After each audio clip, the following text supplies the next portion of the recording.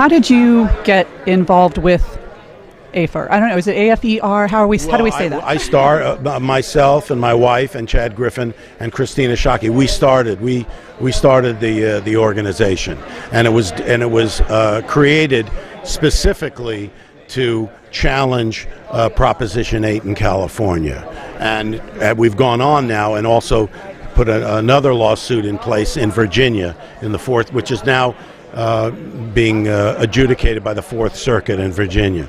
So the four of us started it, and then we brought in Lance Black, we brought in Bruce Cohen, we brought in Ken Melman, we brought in a number of people to help us. But we initially started the foundation.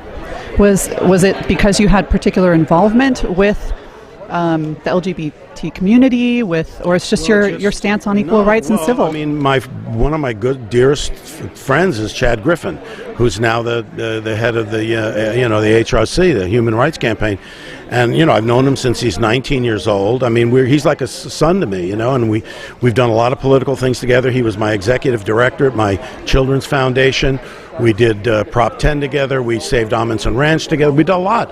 And when Proposition 8 passed, I sat with him and with Michelle, my wife, and Christina Shockey, and oddly enough, we got together at the Polo Lounge of the Beverly Hills Hotel, ironically, which now we're all boycotting because of the stance that the Sultan of Brunei has taken, and we came up with this strategy of filing a federal court challenge.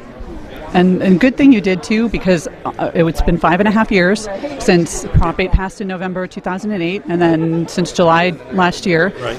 And I don't think we would have gotten to this point without your organization and without this entire movement. Well, the thing that was important for us was not just overturning 8, which we were able to do, but it was about raising awareness and about a public education campaign, of which this movie is part of.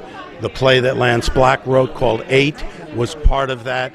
And we went from just a handful of states, and we were down in the 30s in terms of the polls about marriage. Now we're up to 60, and we've seen the tide shift. So not that we're responsible. There's a lot of people involved that did a lot of things, but we feel that we certainly added to the dialogue and added to educating people.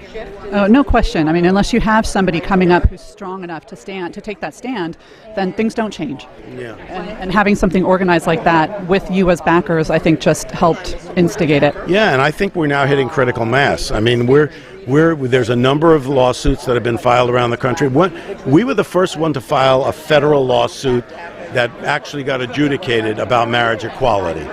Since we won, and DOMA won, but that was already a federal law. Ours was a state law. There have been 50 federal lawsuits that have been filed, and they're all making their way up to the Supreme Court. And we believe that 1, 2, or 3 of them will reach the Supreme Court, and they're going to ultimately have to make that decision. They're going to have to make that decision as to whether or not we're all equal under the law, and I believe they'll do the right thing. It looks like they're heading that way. I believe they are. I really feel comfortable.